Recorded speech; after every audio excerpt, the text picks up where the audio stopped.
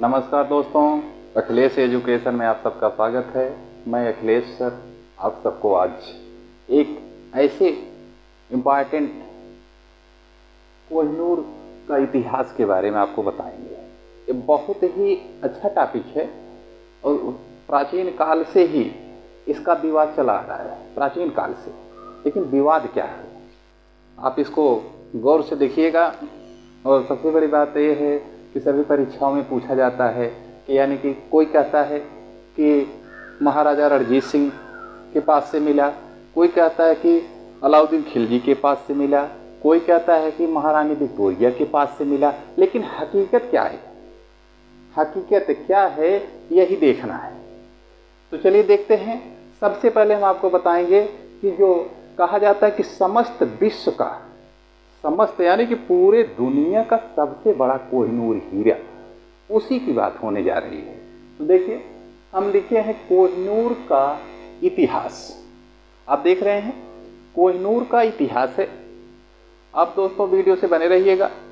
आप जानते हैं मैं शुरू से ही बताते चला आ रहा हूँ कि अगर आप अच्छे से अगर तैयारी करना है तो आप थोड़ा सा अस्थाई मन के साथ वीडियो को देखिए और इसके बाद देखिए, इसके बाद आपको जितना भी आपको पढ़ना है ये सब ऑटोमेटिक तैयार हो जाएगा। उसके लिए आपको थोड़ा सा अपने दिमाग को स्थिर करना होगा और स्थिर करके कोई चीज़ आप अपने दिमाग में उसको ग्रहण कर सकते हैं। तो आइए देखते हैं। सबसे पहले देखना है कोहिनूर की खोज, लिखा है कोहिनूर का इतिहास। तो सबसे पहले हम यहीं से चलेंगे कि कोहिनूर की खोज कहाँ पे हुई और किस लिए इसको पूरे विश्व का सबसे, माने कि इतना ज़्यादा इसका नाम लिया जाता है कि क्यों, क्या कारण है, इसी पे हम आज चर्चा कर रहे हैं। तो चलिए देखते हैं दोस्तों। तो ये कोहिनूर जो आप देख रहे हैं इतिहास, इसमें सबसे पहले हम आ रहे हैं कि कोहिनूर की खोज कब हुई थी। कोहिनूर की खोज, ध्यान से देखिएगा। कुछ प्रश्न ऐसे होते हैं, अगर हम स्पीड में बताते चले जाएं जल्दी जल्दी तो समझ नहीं आएगा, इसलिए हम इसको थोड़ा आराम से आपको बताएंगे कि आपको समझ में आ जाए। इसीलिए हम चाक का प्रयोग कर रहे हैं, ब्लैक बोर्ड का। कोहिनूर का इतिहास बता रहे हैं। ये इतिहास आपका, आप जानते हैं ईस्वी और सन होता है। ईस्वी जो होता है ये आपका ईसा मसीह के जन्म के बाद होता है, और ईसा पूर्व जो होता है ये ईसा मसीह के जन्म के पहले को कहते हैं। तो इसको हम बाद में चर्चा करेंगे, पहले इस पे आते हैं टॉपिक पे, कोहिनूर का इतिहास। तो दोस्तों देखिए, ये 13वीं शताब्दी देख रहे हैं, 13वीं शताब्दी। 13वीं शताब्दी का मतलब होता है कि 12 के बाद, यानी कि 1200, 13वीं सदी। अब ध्यान दीजिएगा, 13वीं सदी और 12वीं सदी। 12वीं सदी के बाद जब 13वें में जाते हैं तो उसी को 13वीं सदी कहते हैं। और 13वीं सदी में दक्षिण भारत का, 13वीं सदी में एक कोहिनूर की खोज कहाँ पे हुआ था, इसको आप ध्यान से देखिएगा। 13वीं सदी में एक भारत के दक्षिण का, यानी कि जिसे हम प्रायद्वीपीय भारत कहते हैं, प्रायद्वीपीय भारत में आंध्र प्रदेश में, ये आंध्र प्रदेश में गुंटूर जिला है, वहीं पर ये हीरा पाया गया था, जो कि ये बहुत ही बड़ा हीरा है। दोस्तों ध्यान रखिएगा, पूरे विश्व का ऐसा मात्र हीरा है, एकमात्र हीरा है कि कहा जाता है, क्या कहा जाता है कि उस समय जब ये मिला था 13वीं शताब्दी में, 13वीं शताब्दी में जब ये मिला था, 13वीं शताब्दी का मतलब 1300, ध्यान रखिएगा, 13वीं शताब्दी में जब ये मिला था, कहाँ पे मिला था, ध्यान रखिएगा, आंध्र प्रदेश गुंटूर जिला में, आंध्र प्रदेश गुंटूर जिला में ये मिला था। और उस समय जब ये मिला, यानी कि इसको ये भी कहा जाता है कि इसमें थोड़ा सा वैज्ञानिकों का, यानी कि भूगोलवेत्ता का, इतिहासकारों का थोड़ा सा मतभेद है। मतभेद ये है कि कुछ इतिहासकार ये कहते हैं ये तेलंगाना में मिला था, तो यानी कि गोलकुंडा में मिला था।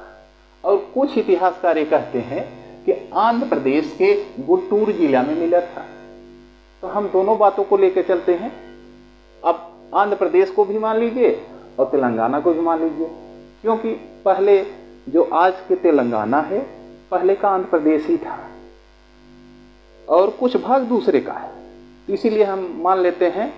तो आंध्र प्रदेश के गुंटूर नामक जिले में, गुंटूर नामक जिले में, या कहिए कि तेलंगाना के गोलकोंडा नामक स्थान में, ये वहाँ पे एक खदान में, यानी कि एक प्रसिद्ध कोलार खान कही जाती है, कोलार खान, प्रसिद्ध कोलार की खान से ये हीरा पाया गया था। ये हीरा बहुत ही कहा जाता है कि उस समय जब मिला था 13वीं शताब्दी में, तो उस समय की बात है। लोग कहते हैं, इतिहास में लिखा गया है कि जब मिला था 13वीं शताब्दी में, उस समय पूरा विश्व 2.5 दिन तक खा सकता है। हाँ दोस्तों, ये बहुत ही कीमती हीरा है। इसी के चलते हमारे देश में बहुत से लुटेरे आए, यहाँ पे तोड़ करके, मंदिर को तोड़ करके, मस्जिद माने कि यहाँ पर आए, लूट करके चले गए, सिर्फ इसी कारण से कि भारत एक ऐसा देश है जिसे सोने की चिड़िया कहा जाता है।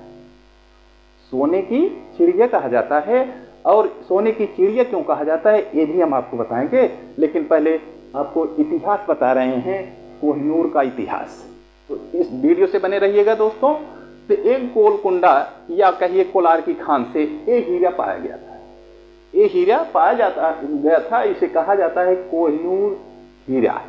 ये कोहिनूर हीरा जो है जब मिला, जब एक खान से, यानी कि प्रसिद्ध कोलार खान में ये पाया गया गुंटूर जिले में, तो ये उस समय ये 193 कैरेट का था।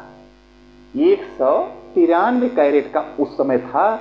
और ग्राम में कितना था? 158.6 ग्राम। 158.6 ग्राम था। ये कोहिनूर जो प्रसिद्ध है, आज भी हमारा देश, भारत देश इस हीरे के तलाश में है। उनको पता भी है कहाँ है, लेकिन बेबस हैं कि जब अगला जो ले गया है, जब वो देगा तभी भारत पा सकता है। और इसकी तलाश है, यानी कि खोज कर रहे हैं। कई बार सुप्रीम कोर्ट ने यहाँ पर इसमें कई बार इसका खारिज भी हुआ, मुकदमा हुआ, लेकिन अभी कुछ हुआ नहीं है। लेकिन फिर भी हम आपको बता रहे हैं आगे कैसे हुआ। तो सबसे पहले आइए, जब ये हीरा मिल गया तो उस समय हम बता रहे हैं कि 193 कैरेट 158.6 ग्राम का था।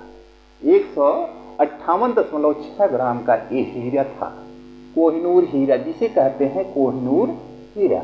ये कोहिनूर हीरा 13वीं शताब्दी में कहाँ पे पाया गया था? आंध्र प्रदेश के गुंटूर जिला में, और प्रसिद्ध कोलार की खान से पाया गया था। जब ये पाया गया तो उस समय इसका जो साइज था, ये हीरा जो था, मान लीजिए कि ये हीरा है, ये हीरा है। और हीरा जो होता है थोड़ा चमकीला होता है। हीरा जो होता है थोड़ा सा चमकीला होता है, तो ये हीरा है। और हीरा जब जहाँ रहता है तो थोड़ा सा ऐसा लगता है कि प्रकाश आ रहा है, इतना उसमें लाइटिंग रहती है, इतना चमक रहता है। ये मान लीजिए हीरा है। तो जब मिला था तो ये 193 कैरेट, यानी कि 158.6 ग्राम का था। ठीक, अब आगे चलते हैं।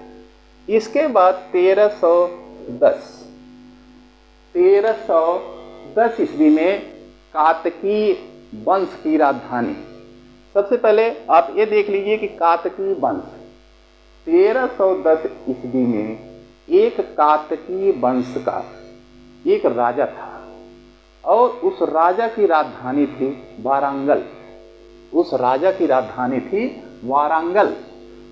कातकी वंश, ध्यान से देखिएगा, कातकी वंश, और इनकी राजधानी थी वारंगल।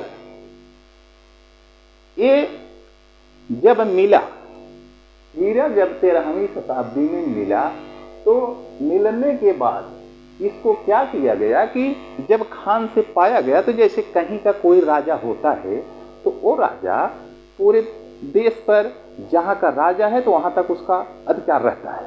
तो ऐसे ही उस समय कातकीय वंश के जो राजा थे उनका अधिकार पूरे दक्षिणी भारत तक था और दक्षिणी भारत तक उनका अधिकार था। और जब वहीं पर आंध्र प्रदेश में ये हीरा मिला तो हीरा मिलने के बाद उसको राजा अपने अंडर में ले लिया। जब उस हीरे को अपने पास रख लिए और हीरा रखने के बाद तब बाद में 1310 ईस्वी में अलाउद्दीन खिलजी, ध्यान से देखिएगा, 1310 ईस्वी में अलाउद्दीन खिलजी का जो सेनापति था, अलाउद्दीन खिलजी का जो सेनापति था, जिसे कहते हैं मलिक कफूर, जिसे क्या कहते हैं, मलिक कफूर। मलिक कफूर ने क्या किया कि कातकी वंश पर आक्रमण कर दिया, कातकी वंश पर आक्रमण कर दिया और आक्रमण करके उनके वारंगल को अपने कब्जे में ले लिया, वारंगल को अपने कब्जे में कर लिया। और कब्जे में जब कर लिया तो कातकी वंश ध्वस्त हो गया, कातकी वंश ध्वस्त हो गया। और ध्वस्त होने के बाद वहां पर अलाउद्दीन खिलजी का साम्राज्य हो गया, अलाउद्दीन खिलजी का साम्राज्य हो गया।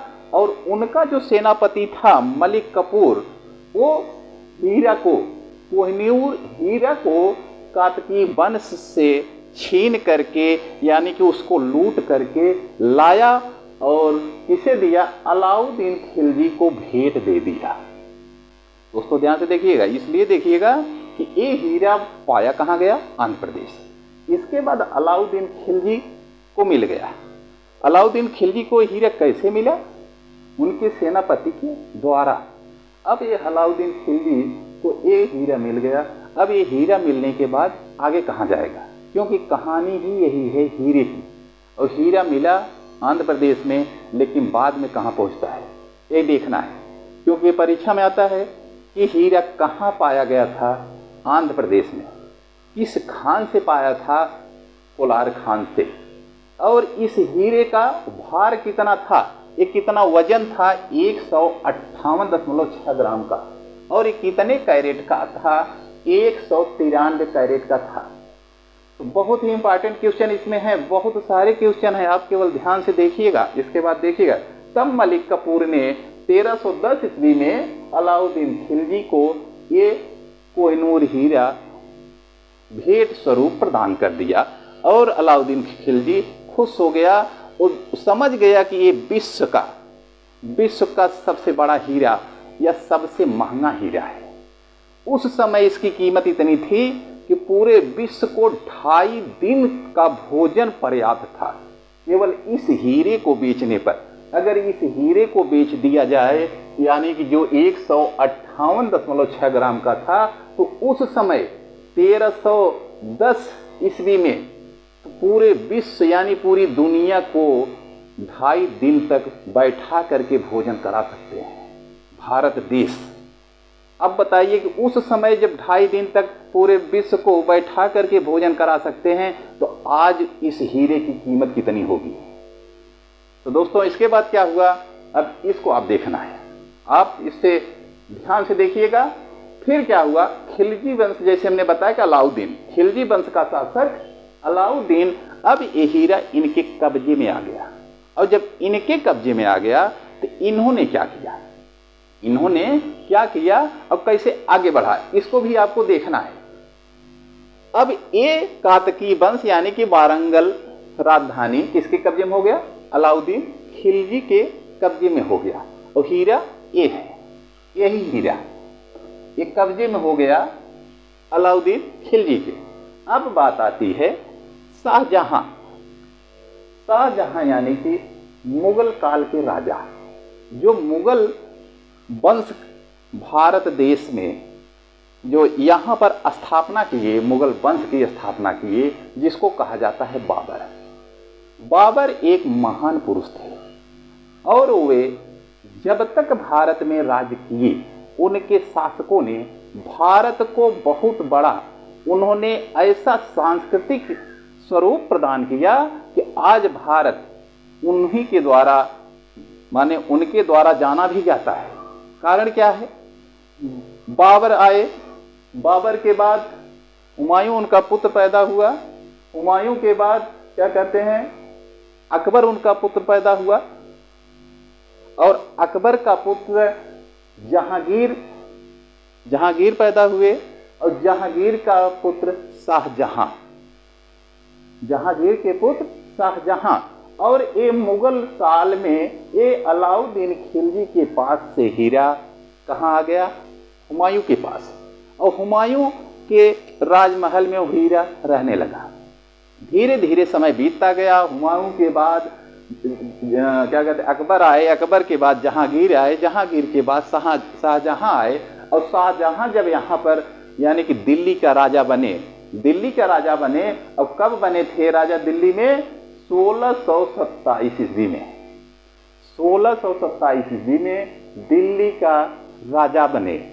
और जब दिल्ली का राजा बने, अब ये सब जो है इसके पीछे छूट गए, केवल हमको हीरे की कहानी लेके चलना है कि किस किस राजा के अंडर में ये हीरा गया। जब शाहजहां यानी कि हमने बताया कि हुमायूं के समय से हीरा मुगल साम्राज्य में था और उसको देखते आ रहे थे, धीरे धीरे समय बीतता गया, फिर जहांगीर आए, फिर शाहजहां आए, और शाहजहां जब आए 1627 ईस्वी में, और इनके समय में इन्होंने क्या किया, इन्होंने क्या किया, कैसे किया, इसको देखना है। तो शाहजहां आप जानते हैं आज भी इनको बड़े लोग सम्मान के साथ, इनका आदर के साथ नाम लिया जाता है। एक ऐतिहासिक चीज है जो इन्होंने अपनी पत्नी की यादगार में बनवाया था, जिसे आगरा का ताजमहल कहा जाता है। आगरा का ताजमहल एक बहुत ही ऐसा स्मारक है जिसे कहते हैं कि शाहजहां अपनी बेगम की याद में बनवाया गया था, इनकी याद में इन्होंने बनवाया था। लेकिन इतिहास हमें उसको नहीं बताना है, हमको आपको कोहिनूर की बात बतानी है।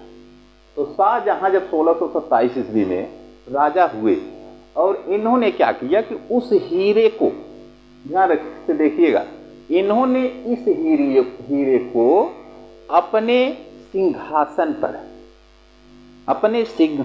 पर जड़वा दिया। और उस हीरे को जड़वाने के बाद इन्होंने उसी के ऊपर बैठना शुरू किया, सिंहासन के ऊपर। तो दोस्तों ध्यान दीजिएगा, क्योंकि उसका भी जिक्र आता है कि जिसके ऊपर, जिस सिंहासन के ऊपर बैठते थे उसका भी नाम है। उसका नाम क्या है? शाहजहां जिस सिंहासन के ऊपर बैठ रहे थे, जिस सिंहासन में इन्होंने कोहिनूर हीरा को जड़वाया था, उसमें मोरों का भी आकार दिखाई दे रहा था। ऐसा मोर का भी आकार उसमें चुनवाया गया था कि ऐसा लग रहा था जैसे कि मोर जड़ित सिंहासन है, और वो मोर जड़ित सिंहासन में कोहिनूर हीरा भी जड़ा गया था। इसीलिए शाहजहां के सिंहासन को मयूर सिंहासन के नाम से जाना जाता है। मयूर सिंहासन, ध्यान दीजिएगा, मयूर सिंहासन। और ये मयूर सिंहासन ऐसे ही, अब आप समझ लीजिए कि एक हीरा जो पूरे विश्व को 2.5 दिन तक खिला सकता है, और वो हीरा इस समय शाहजहां के पास है।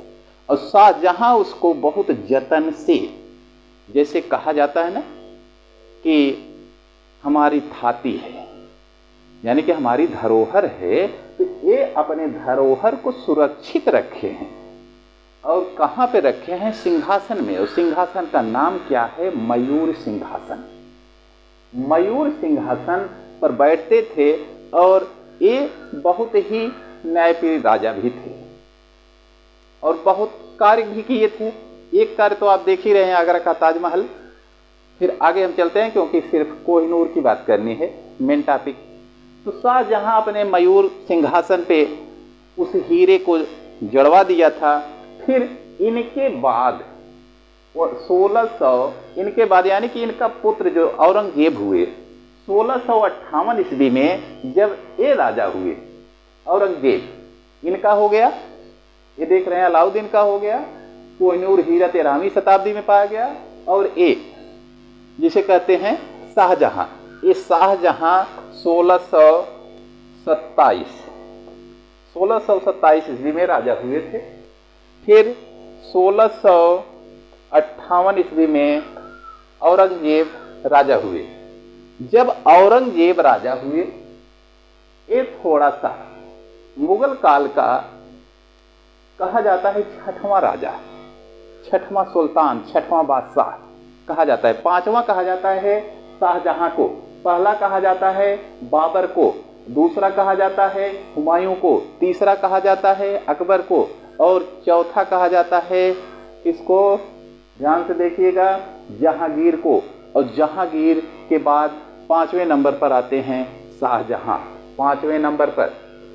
छठवें नंबर पर आते हैं औरंगजेब। औरंगजेब ने क्या किया, यही हीरा जो 193 कैरेट का था, उस हीरे को इन्होंने क्या किया, उस हीरे को इन्होंने उसको कटवा दिया, उस हीरे को कटवा दिया। अब कटवाने के बाद ये उसका भार कम हो गया, और कैरेट भी देख रहे हैं, ये 193 कैरेट है और 186 कैरेट हो गया। अगर आप किसी चीज को, ये चाक है, अगर इस चाक को ऐसे रहेगा, इसका वजन भी बरकरार रहेगा और इसका कैरेट भी। अगर इस चाक को हम तोड़ देंगे तो तोड़ते समय आप देखे होंगे कि कोई भी चीज जब तोड़ा जाता है तो तोड़ने से दो टुकड़ा तो बनता है, बड़ा बड़ा टुकड़ा होता है, और कुछ टुकड़े बहुत बारीक गिर जाते हैं। और जो टुकड़े बारीक वाले गिर जाते हैं, उनके गिरने से हमारे इस वस्तु में भार हल्का कर देता है। अब तोड़ दिए तो इसका देखिए कुछ टुकड़ा गिरा। इसी प्रकार से जब इसको औरंगजेब ने कटवा दिया, कटवाया क्यों? क्योंकि ये मयूर सिंहासन में लगा था, और मयूर सिंहासन पे ये भी बैठ रहे थे। बैठने के बाद भी इनको लगा कि वो हीरा हम और भी यूज करें कहीं, तो इसलिए मयूर सिंहासन से उसको काट करके इन्होंने अपने पास रख लिया। और जब पास में अपने रख लिया तो ये थोड़ा सा कम हो गया, ये 186 कैरेट का हो गया, जो कि 193 कैरेट का था। और भार कितना था? 158.6 ग्राम का था, और ये हो गया 37.2 ग्राम का। भार भी इसका कम हो गया। अब जब औरंगजेब 186 कैरेट का, जो माने कि कोहिनूर को कटवा दिया, कटवाने के बाद उसका भार कम हो गया और उसका जो कैरेट भी कम हो गया, तो इसके बाद ये यूज करते रहे। और थोड़ा सा मुगल काल का ये छठवां जो सुल्तान, जो छठवां बादशाह, थोड़ा सा अयास किस्म के थे। अयास इसलिए कहा जाता है, कोई भी राजा अगर अपनी प्रजा, अपने देश पर ध्यान नहीं दे रहा है तो उसे अयासी ही कहा जाता है। बाकी जो राजा थे, बाबर, हुमायूं, अकबर, जहांगीर, शाहजहां, ये सब बहुत ही नामी राजा थे, और सबसे ज्यादा अकबर थे। इसलिए उनका नाम लिया जाता है कि इनके राज्य में, जिस समय दिल्ली के राजा थे, उस समय इनके राज्य में कहा जाता है कि हर जगह कुछ न कुछ कार्य संपन्न हो रहा था। और सबको जो धर्मों में अलग अलग जो कर लगे थे, उसको अकबर ने समाप्त करते जा रहे थे धीरे धीरे। तो इसलिए ये भारत देश में राजा बनने के बाद इतना ज़्यादा विकास किए थे। इसके कारण भी मुगल कार्य का जिक्र किया जाता है कि मुगल लोग यहाँ पर आने के बाद इतने अच्छा काम किए कि जिससे कि इनको जाना जाता है।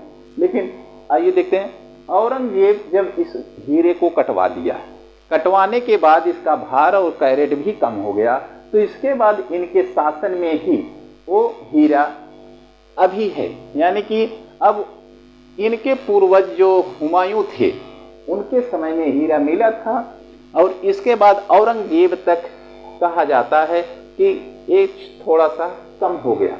और जब यहाँ पे कम हो गया तो आगे इन्हीं का वंश का 12वां शासक इन्हीं के वंश का 12वां शासक, जिसे कहा जाता है मोहम्मद शाह। मोहम्मद शाह, ये मोहम्मद शाह 12वां मुगल का 12वां शासक था। और ये 12वां शासक मुगल काल का जब आया तो 12वां शासक के पास, यानी कि औरंगजेब के बाद की बात हो रही है। औरंगजेब तो कब हुआ था? 1658 में राजा हुआ और 1707 ईस्वी में ये इनका मौत हो गया। और जब इनका मौत हो गया तो इसके बाद और राजा हुए, लेकिन हम वहीं तक बता रहे हैं कि जहाँ तक हमको कोहिनूर की खोज करनी है, क्योंकि कोहिनूर की खोज हो रही है, तो सिर्फ हम कोहिनूर पे चल रहे हैं। तब ये जो मुगल काल के 12वां राजा, 12वें बादशाह जो हुए, जिसे मोहम्मद शाह कहा जाता है, और 12वें राजा के पास ये कोहिनूर हीरा जो आप देख रहे हैं, जिसका आकार हम बताए हुए हैं काल्पनिक तौर पर, जो कि आकार हीरे का ऐसा था, उस हीरे को मोहम्मद शाह के समय में था 12वां मुगल साम्राज्य का 12वां राजा। और 12वें राज्य के समय में क्या हुआ?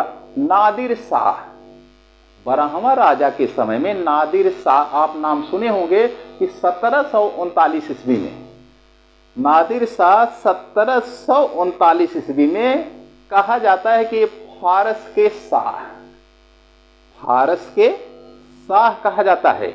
और इन्हें क्या कहा जाता है? ईरान का नेपोलियन भी कहा जाता है। ईरान का नेपोलियन भी कहा जाता है नादिर शाह को। ये 1739 ईस्वी में भारत आया था। और भारत किस लिए आया था? भारत आया था भारत को लूटने, और इसी उद्देश्य से ये भारत आया। और भारत आने के बाद नादिर शाह भारत में प्रवेश किया। देख रहे हैं, नादिर शाह जब भारत में प्रवेश किया, यानी कि 1739 में, 1739 ईस्वी में ये भारत में प्रवेश किया। और प्रवेश करने के बाद, जैसे कि ये फारस का था, इसे नेपोलियन, इसे ईरान का, इसे ईरान देख लीजिए, जिससे आपको याद भी रहे, ईरान का नेपोलियन, नेपोलियन ये परीक्षा में पूछा जाता है, इसलिए हमने लिख दिया। ये पूछा इसलिए जाता है कि नादिर शाह को या ईरान का नेपोलियन किसे कहा जाता है। तो दोस्तों ध्यान रखिएगा, ईरान का नेपोलियन नादिर शाह को कहा जाता है, और ये इसे फारस का शाह भी कहा जाता है। ये फारस का राजा भी था, और इसीलिए इसे फारस का शाह कहा जाता है, और ईरान का नेपोलियन कहा जाता है। और भारत में आया भारत को लूटने के लिए, और भारत को लूटने के उद्देश्य से आया, और भारत को लूट भी लिया। लूटा क्या? भारत में आने के बाद नादिर शाह 1739 ईस्वी में फारस से चल करके, जिसे कहा जाता है ईरान का नेपोलियन, भारत देश में पहुंचा। और भारत देश में पहुंचने के बाद, भारत देश में पहुंचने के बाद इन्होंने क्या किया कि सबसे पहले मुगल साम्राज्य का जो 12वां शासक, मुगल साम्राज्य का जो 12वां शासक था, 12वां शासक, और 12वें शासक को हरा करके, 12वें शासक को हरा करके पूरे साम्राज्य को नादिर शाह ने लूट लिया। पूरे साम्राज्य को नादिर शाह लूट लिया, और लूट करके ये वापस फारस चला गया। देखिए हीरा कहाँ मिला? फिर कहाँ मिला? भारत के दक्षिणी साइड में, प्रायद्वीपीय भारत में, आंध्र प्रदेश, तेलंगाना के पास, जो कहा जाता है कोलार नामक खान से पाया गया। इसके बाद एक कोलार में ही रहा, यानी कि आंध्र प्रदेश में ही रहा। फिर इसके बाद दिल्ली में आया। दिल्ली से आने के बाद अब कहाँ चला गया? फारस चला गया। आपके देश का बहुमूल्य हीरा फारस चला गया। अब फारस से कैसे आएगा? इसके आगे देखिए फारस से कैसे आता है। ध्यान से देखते जाइएगा, वीडियो को स्किप मत करिएगा, क्योंकि स्किप करने से कोई फायदा नहीं होता है। अगर आप ज्ञान लेना है तो अच्छी तरह से पूरा वीडियो देखिए, और ज्ञान नहीं लेना है तो चाहिए उसे देखिए। तो जब ये नादिर शाह आया और इनको हरा करके, मुगल साम्राज्य का जो 12वां राजा था उनको हरा करके, हराने के बाद ये लूट करके भारत देश को, दिल्ली सल्तनत को लूट करके चला गया कहाँ? भारत। जो जहां से आया था वापस वहीं पे चला गया। और वापस जाने के बाद कहा जाता है कि इसका जो सेनापति था, नादिर शाह का जो सेनापति था, पहले इसको देख लीजिए। ये नादिर शाह वापस जाने के बाद 1747 ईस्वी में इसकी मृत्यु हो जाती है। मृत्यु कैसे होती है? अभी आप नादिर शाह के बारे में देख रहे थे। नादिर शाह यहाँ से लूट करके फारस ले गया हीरा, और फारस जाने के बाद वहाँ पे क्या हुआ? वहाँ पर उसे अहमद शाह अब्दाली ने उसकी हत्या कर दी। अहमद शाह अब्दाली ने उसकी 1747 ईस्वी में हत्या कर दिया। 1747 में हत्या करने के बाद अहमद शाह अब्दाली के वो हीरा कब्जे में हो गया। जब अहमद शाह अब्दाली के कब्जे में हीरा हो गया, अब ये फारस में हीरा चला गया। भारत का हीरा फारस चला गया, उनके कब्जे में हो गया। अहमद शाह अब्दाली के अभी तक कब्जे में किसके था? ध्यान दीजिएगा, अभी तक कब्जे में था नादिर शाह के। इसके पहले औरंगजेब के, इसके पहले शाहजहां के, इसके पहले अलाउद्दीन के। अलाउद्दीन के पहले किसके पास था? कातकी के पास, कातकी वंश के पास था ये हीरा। यहां से चल करके फारस हीरा पहुंच गया, घूम रहा है, अहमद शाह अब्दाली के पास पहुंच गया। और ये जो कहा जाता है कि शुजा शाह दुर्रानी ये अहमद शाह अब्दाली का ही वंश का था। अहमद शाह अब्दाली का ही वंश का था। जब अहमद शाह अब्दाली की भी मृत्यु हो जाती है तो उनके जो वंश का था, जिसे शुजा कहा जाता है, यानी कि शुजा शाह, ये उसके पास हीरा था। और हीरा ले करके वो धीरे धीरे क्या किया कि ये शुजा शाह भारत आया। किसके पास आया? लाहौर में आया। भारत लाहौर में आया, यानी कि उस समय पाकिस्तान, आज के पाकिस्तान में, उस समय भारत में, क्योंकि भारत देश का भाग है पाकिस्तान बाद में बांटा गया है। इसीलिए पहले प्राचीन काल में ये सब भारत ही था। जहां तक पाकिस्तान है ये सब भारत ही था। तो जैसे एक परिवार में जब कई लोग हो जाते हैं तो उसमें बंटवारा हो जाता है, ऐसे ही भारत देश का भी धीरे धीरे बंटवारा होता चला गया। अब शुजा शाह लाहौर आया। और लाहौर क्यों आया? शुजा शाह लाहौर इसलिए आया, वहां से, कहां से? फारस से चल करके लाहौर आया। और लाहौर क्यों आया? कि इसके मन में इच्छा हुई कि हम चल करके भारत को देख भी लेते हैं, और देखने के साथ में जो कहा जाता है कि इस कोहिनूर को, जगन्नाथ को हम भेंट स्वरूप चढ़ा देंगे। जगन्नाथ को हम भेंट स्वरूप उसको चढ़ा देंगे। इसी वजह से, और इस जो शुजा शाह दुर्रानी था, ये पहले जब राजा था, ये अपने ब्रेसलेट में, जैसे हम एक धागा पहने हुए हैं, ऐसे ही शुजा शाह दुर्रानी ऐसे ही ब्रेसलेट पहनता था। और उसी ब्रेसलेट के अंदर इस हीरे को जड़वा दिया। और जड़वाने के बाद ये अपना इसी प्रकार से अपना राजकाल देखता रहा। और समय बीतता गया और बीतते ये धीरे धीरे इनके मन में ऐसा आया कि हम भारत देश चलें, और भारत देश चल करके वहाँ हम जगन्नाथ जी को, ये जगन्नाथ मंदिर है, वहाँ पे चढ़ा देते हैं।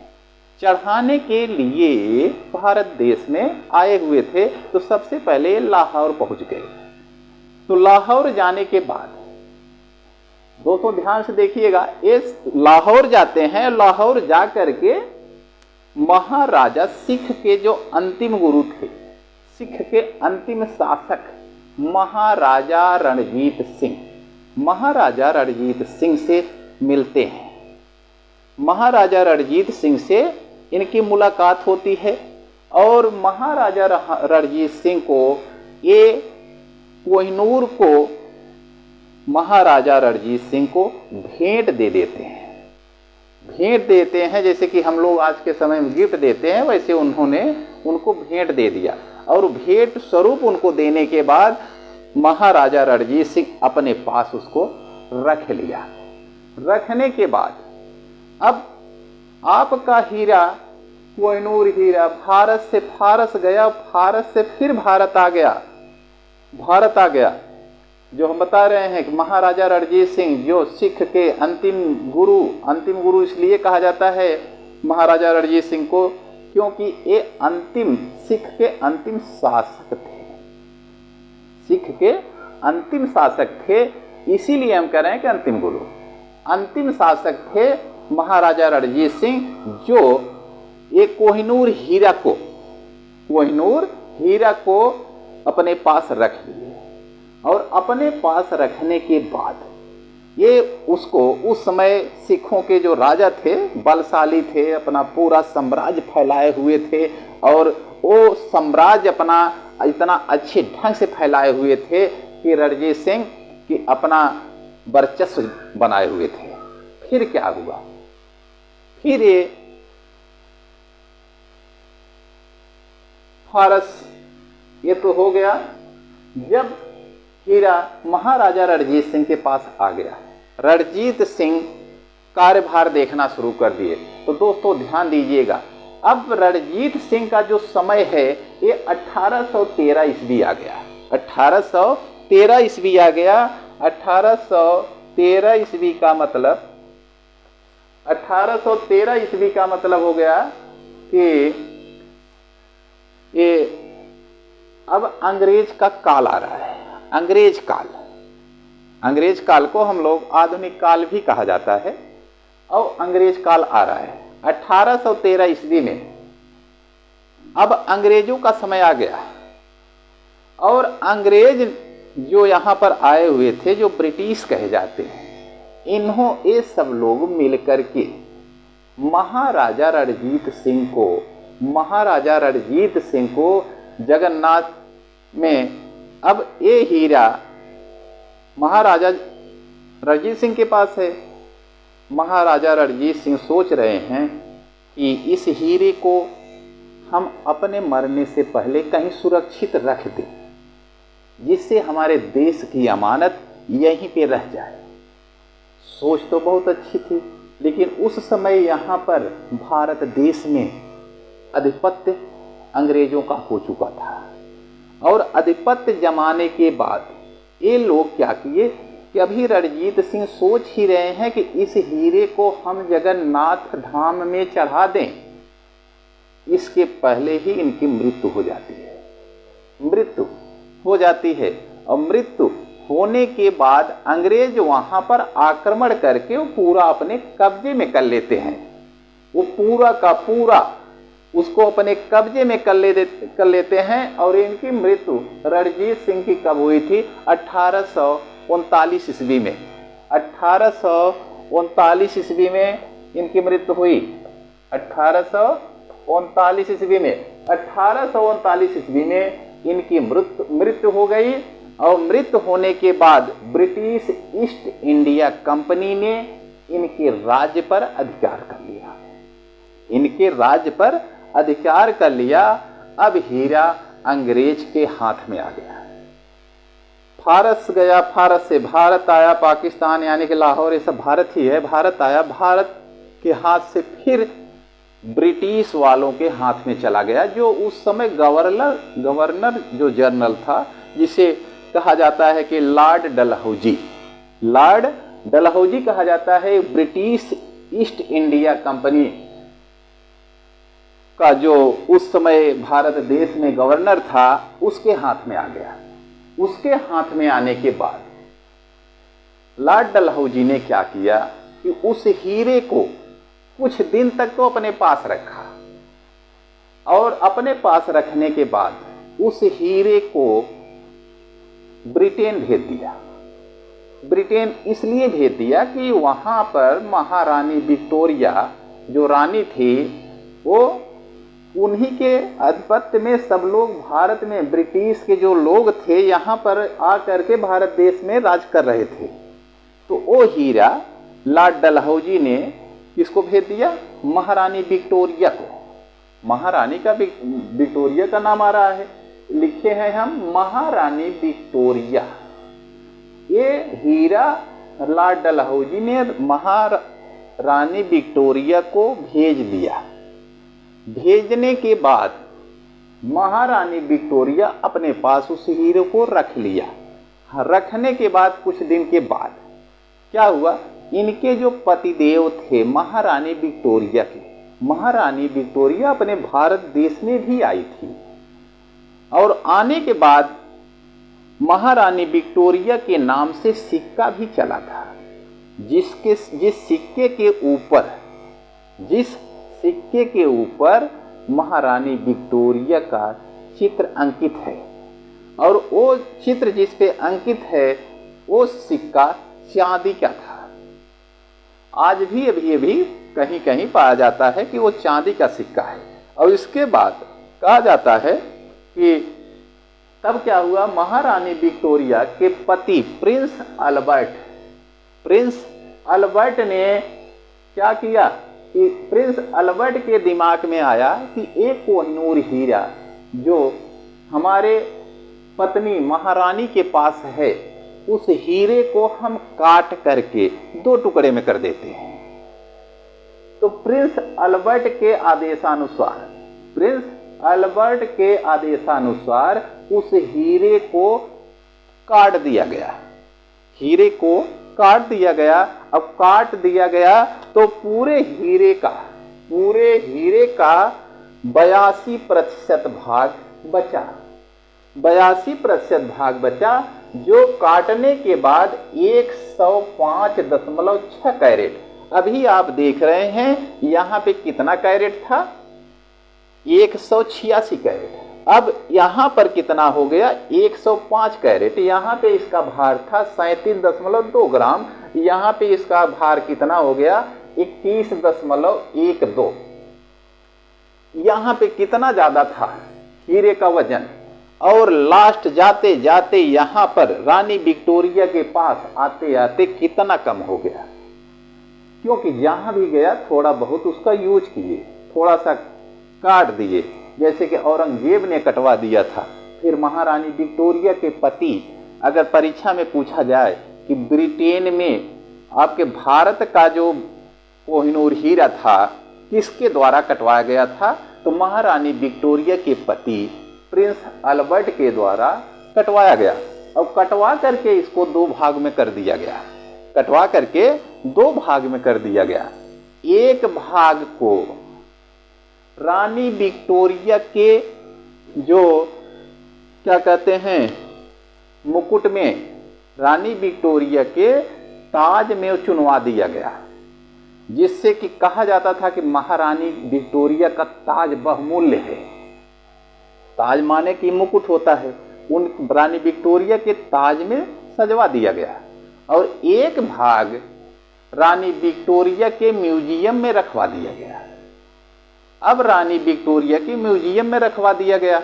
रखवाने के बाद क्या हुआ, इसके आगे देख लीजिए। अभी आपका हीरा एक बार फारस गया, दोबारा फिर भारत आया, दोबारा आने के बाद भारत फिर वापस चला गया ब्रिटेन चला गया। और ब्रिटेन जाने के बाद रानी विक्टोरिया के पति प्रिंस अल्बर्ट ने इस हीरे को 2 टुकड़े में करवा दिया। एक टुकड़ा अपनी रानी विक्टोरिया के लिए उनके ताज में सजवा दिया, और दूसरा टुकड़ा उन्होंने क्या किया कि वो म्यूजियम में रखवा दिया। म्यूजियम में रखवाने के बाद दोस्तों क्या हुआ, तब भारत देश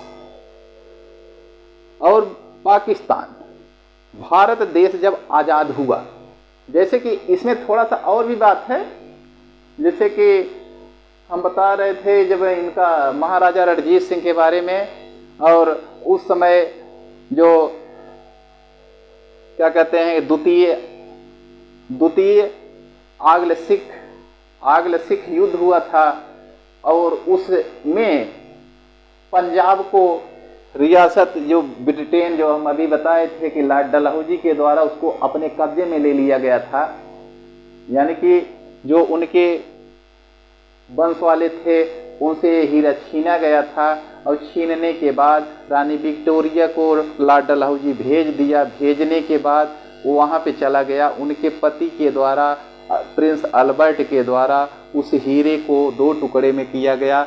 एक टुकड़ा उनके शीश में लगाया गया, दूसरा टुकड़ा दोस्तों मेरे शीश में नहीं है, मेरे शीश में तो देख रहे हैं बवाल ही नहीं है, तो ऐसे शीश पे सामने यहाँ पे मुकुट होता था, उसी के ऊपर जड़वा गया था, और दूसरा टुकड़ा उनके म्यूजियम में रखवा दिया गया, और जिससे कि वहाँ ब्रिटेन की शोभा बढ़ गई।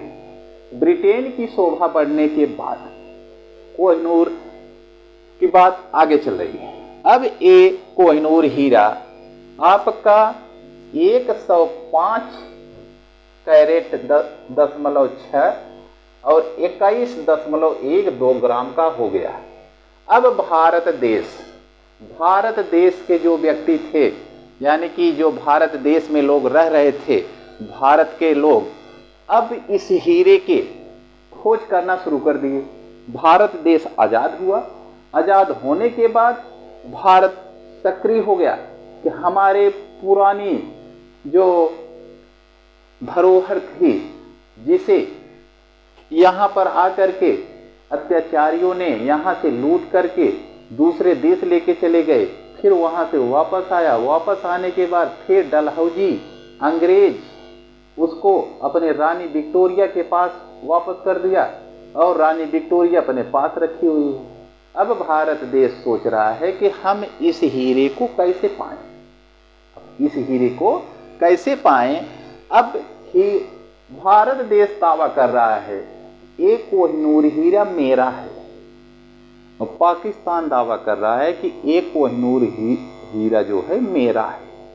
अफगानिस्तान भी दावा कर रहा है कि एक कोहिनूर हीरा मेरा है, और इस पर याचिका जो माने कि जो चल रहा था, याचिका 2016 में, याचिका 2016 में सुप्रीम कोर्ट ने कहा था, 2016 में आदेश दिया था कि 2016 तक आप, ब्रिटेन वालों को कहा गया था कि हमारे देश का जो धाती है, जो धरोहर है, जिसे कहते हैं कोहिनूर हीरा, वो वापस कर दिया जाए।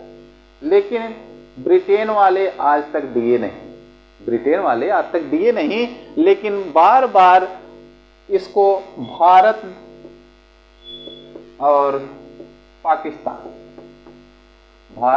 पाकिस्तान दोनों देश इस हीरे के दावा कर रहे हैं कि ये मेरा है। क्यों दावा कर रहे हैं? क्योंकि भारत भी इसी भूमि पर है, पाकिस्तान भी इसी भूमि का है, तो दोनों एक ही भूमि के हैं, एक ही माता पिता की संतान कहे जाएंगे, क्योंकि इसी का टुकड़ा है। तो दावा सही कर रहे हैं, लेकिन दावे से कुछ नहीं होगा जब तक ब्रिटेन की सरकार जब तक नहीं देगी, जब तक ब्रिटेन की सरकार इनको ये नहीं देगी, तब तक कुछ नहीं होगा। इंदिरा गांधी के समय में भी इससे मांग किया गया था कि भारत देश का जो धरोहर है, ये भारत देश को वापस कर दिया जाए, भारत देश को वापस कर दिया जाए। दोस्तों, ब्रिटेन नहीं है, ब्रिटिश है, ब्रिटिश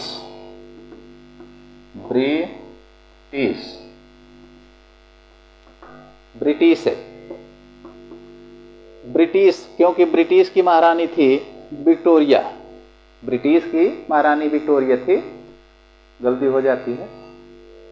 अब 2016 में जब नहीं मिला भारत देश को और पाकिस्तान को ये हीरा, तो दोनों दावा करना शुरू कर दिए कि हीरा हमको मिलना चाहिए, और आज भी दावा करते जा रहे हैं कि हीरा हमको मिले, लेकिन हीरा मिल नहीं रहा है, जो कि आज के समय में कहाँ पे है, ब्रिटिश में है, ब्रिटिश, और ब्रिटिश में है, जो उसका इतिहास हम आपको बता दिए कि इस समय ये ब्रिटिश में है, और ब्रिटिश में रहने के बाद भारत देश और पाकिस्तान दोनों उस पर अपना दावा कर रहे हैं। तो तीसरा भी एक आ गया, अफगानिस्तान। अफगानिस्तान का दावा है कि हम भी आपसे सटे हैं, हमारा भी दावा है कि वो हमारी ही भारत भूमि से पाया गया है, इसलिए उस पर हमारा भी हक है। लेकिन ज़्यादा करके दावेदार इसके दो ही हैं, भारत, पाकिस्तान। अफगानिस्तान बाहर ही रहेगा क्योंकि वो अलग है, और ये सोच रहे हैं कि ये वो अगर हीरा मिल जाए, जब ये हीरा 13वीं शताब्दी में उस हीरे से अगर पूरे विश्व को 2.5 दिन तक भोजन दिया जा सकता था, तो आज के समय में अगर बेचा जाए तो क्या होगा, कितना कीमती हीरा था पूरे विश्व का। आज तक वैसा हीरा मिला नहीं है। इस खदान से, कोलार की खान से, जो आंध्र प्रदेश में है, फिर दोबारा हीरा वैसा नहीं मिला। हीरा तो बहुत है, लेकिन वो कोहिनूर हीरा, जिसे कोहिनूर हीरा कहा जाता है, ये हीरा सिर्फ एक ही था, और वही हीरा कभी फारस गया, कभी भारत आया, कभी लाहौर गया, तो कभी ब्रिटिश में गया, कहीं कहाँ गया, फिर लास्ट में कहते हैं कि रानी विक्टोरिया के पास है, रानी विक्टोरिया के पास से भारत और पाकिस्तान सोच रहे हैं कि हमारे पास हो जाए, लेकिन अभी तक इनको नहीं मिला। तो दोस्तों, मेन पॉइंट पे अब आते हैं कि कहा जाता है, जो हमने आपको बताया कि समस्त संसार, पूरे विश्व का एकमात्र हीरा, जिसे अगर 13वीं शताब्दी में अगर बेच दिया जाए तो उसके बदले में पूरा विश्व के व्यक्ति 2.5 दिन तक भोजन कर सकते थे। जब 13वीं शताब्दी में ये बात थी, तो आज उसकी कीमत कितनी होगी। इसीलिए भारत देश, पाकिस्तान, अफगानिस्तान सब सोच रहे हैं कि ये हीरा हमको मिले, क्योंकि ये हमारी धाती है, हमारी धरोहर है, हमारी धरोहर है तो हमको दिया जाए। और ब्रिटिश महारानी विक्टोरिया उस समय थी, और अब वो भी नहीं है। डलहौजी के द्वारा भारत से गया था, अब वो भी नहीं है। और इस समय ब्रिटिश के शासनकाल में हीरा है, वहाँ के म्यूजियम में रखा गया है, दोनों टुकड़ा रखा गया है। भार उसका कम है, अब भी उसका भार 105.6 कैरेट और 21.12 ग्राम का है।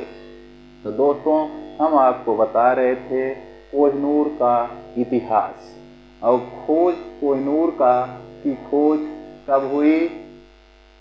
आंध्र प्रदेश के गुंटूर जिला कोलार की खान 13वीं शताब्दी में ये पाया गया था, और इसका वजन 158.6 ग्राम था।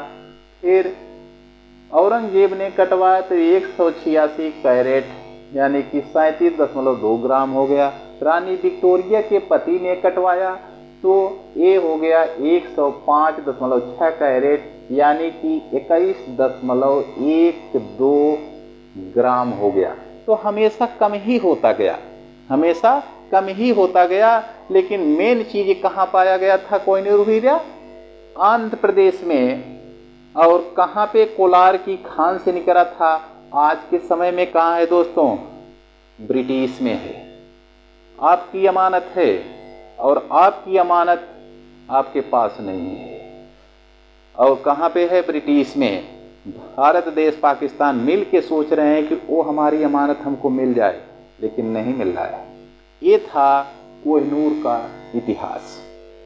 कोहिनूर की खोज, अलाउद्दीन खिलजी के कब्जे में, शाहजहां के कब्जे में, औरंगजेब के कब्जे में, औरंगजेब के द्वारा उसको काटा गया, फिर नादिर शाह के साथ चला गया, नादिर शाह के बाद इनको मार करके अहमद शाह अब्दाली अपने पास रख लिया, फिर इनका सेनापति शुजा शाह था उसके पास हो गया, फिर इस प्रकार से महारानी विक्टोरिया के पास लॉर्ड डलहौजी के द्वारा गया, फिर इस प्रकार से प्रिंस अल्बर्ट के द्वारा इस हीरे को काट करके छोटा कर दिया गया, और छोटा करने के बाद 2 टुकड़ा हो गया, और एक टुकड़ा उनके ताज में रखा गया, दूसरा टुकड़ा उनके म्यूजियम में रखा गया।